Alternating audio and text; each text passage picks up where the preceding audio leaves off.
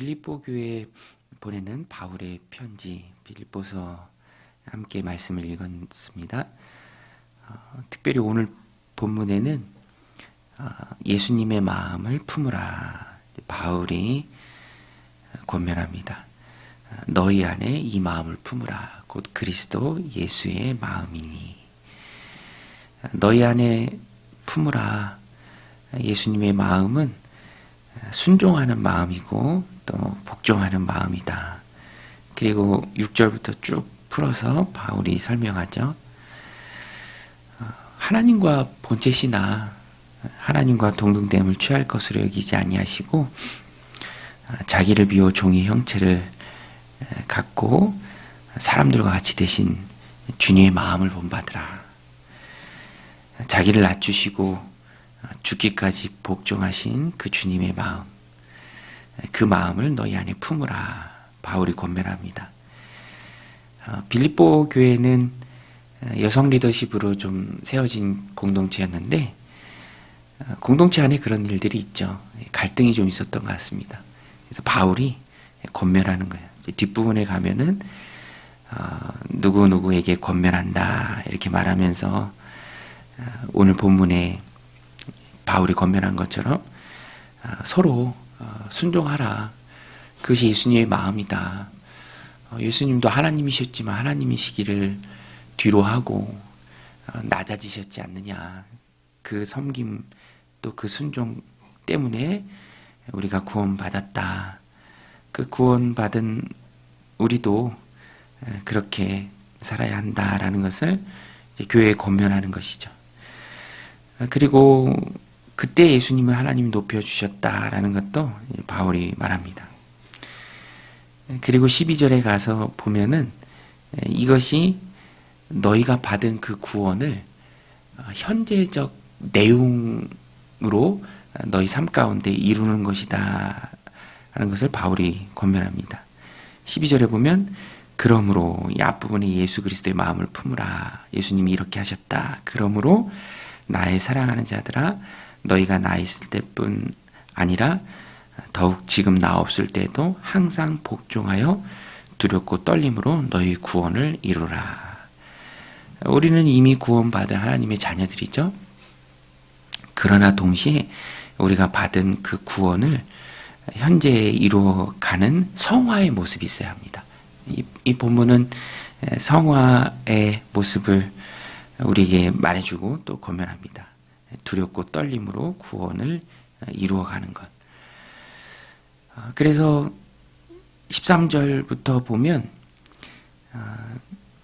성화의 모습들에 대해서 바울이 권면합니다. 15절에도 이는 너희가 흠이 없고 순전하여 어그러지고 거스르는 세상 가운데서 하나님의 흠없는 자녀로 세상에서 그들 가운데 빛들로 나타내며 16절에 생명의 말씀을 밝혀 나의 다름질이 헛되지 아니하고 수고도 헛되지 아니하므로 그리스도의 날에 내가 자랑할 것이 있게 하려 함이라. 이렇게 구원받은 하나님의 자녀로 은혜의 감격이죠. 구원해 주신 하나님께 대한 감사한 마음으로 오늘의 삶을 살아내는 것. 특별히 흠이 없고 순전한 모습들, 하나님의 자녀로 세상에 빛된 자녀로서의 모습을 보여주는 것, 두렵고 떨리는 마음으로 구원을 이루어가는 성도의 모습입니다. 시작도 구원이고요, 그 과정도 기쁨과 감사로 가득한 구원이고, 마지막에 영화롭게 될 그날, 미래에 완전하게 이루어질 그 구원을 바라보는 것도 우리 그리스도인의 구원받은 자의 아름다운 삶의 모습입니다. 일이 어떻게 가능할까? 어떻게 예수님의 마음을 품을 수 있을까? 어떻게 예수님이 보여줬던 그 순종을 우리가 본받을 수 있을까? 순종이라는 것은 우리 기본적인 사람 마음에 반하는 일입니다. 누가 뭐 시키면 되게 힘들잖아요. 그죠? 그런데 오늘 본문에 보면 그래야 한다. 그것이 두렵고 떨림으로 너의 구원을 이루어가는 것이다. 예수님의 마음을 본받는 것이고 예수님 살아내신 그 삶을 너희가 오늘 살아내는 것이다. 굉장히 큰 도전이죠. 너희 안에 이 마음을 품으라. 곧 그리스도 예수의 마음이다. 13절에 보면 그 팁이 있는데요. 너희 안에서 행하시는 이는 하나님 신이 자기의 기쁘신 뜻을 위하여 너에게 소원을 두고 행하게 하시나니. 우리 안에서 행하시는 하나님, 성경은 삼위일체 하나님에 대해서 이렇게 인터체인지 하면서 표현합니다. 우리 안에서 행하신 하나님 바로 성령님이죠. 그 성령님이 우리 안에서 자기의 기쁘신 뜻을 위하여 소원을 두고 행하게 하십니다.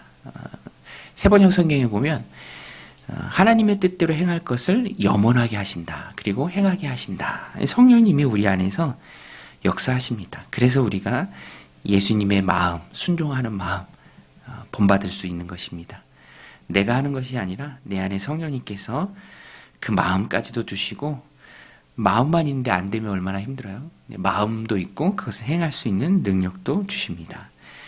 그래서 성경이 무엇인가 우리에게 도전하는 그 말씀에 대해서 우리가 받을 때 항상 먼저 기억해야 할 것은 내가 내 힘으로 하는 게 아니라 성령님이 내 안에서 그 마음 주시고 힘도 주신다.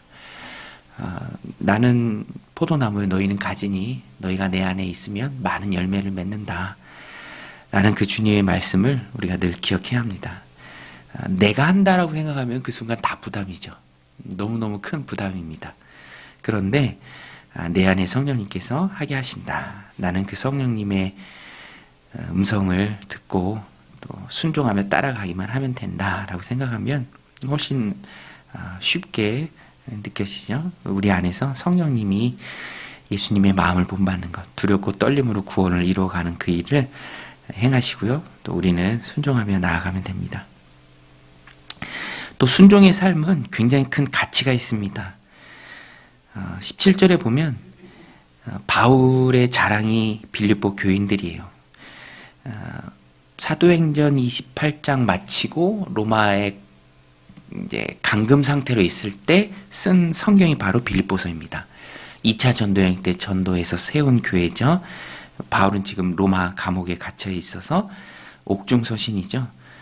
그럼에도 불구하고 바울 안에 기쁨이 있고 그 빌립보 교인들이 바울의 목적입니다. 자랑이에요. 그래서 17절에 보면 이렇게 고백해요. 만일 너희 믿음의 재물과 섬김 위에 내가 나를 전제로 드릴지라도 나는 기뻐하고 너희 무리와 함께 기뻐하리니. 전제라는 건 순교를 의미하는 것이죠. 내가 순교할지라도, 그리고 그 순교의 이유가 너의 믿음일지라도, 너희 믿음을 위해서 내가 순교의 길을 걸어가야 할지라도 나는 그것을 기꺼이 감당하겠다, 기뻐하겠다라는 이 바울의 큰 고백입니다. 나를 전제로 드릴지라도 나는 기뻐하고 너희 무리와 함께 기뻐하리니 이와 같이 너희도 기뻐하고 나와 함께 기뻐하라. 기쁨이란 말이 참 많이 나오죠.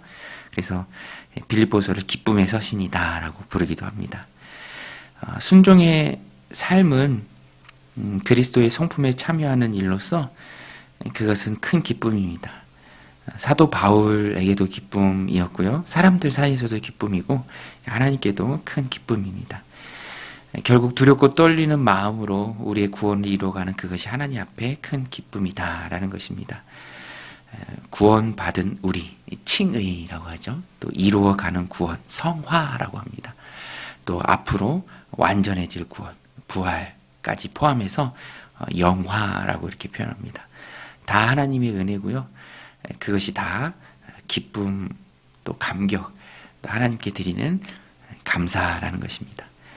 그 증거는 우리의 삶이고요. 또 그리스도 예수의 마음을 품는 하나님께 순종하는 삶이고 공동체에서 서로 순종하는 삶입니다.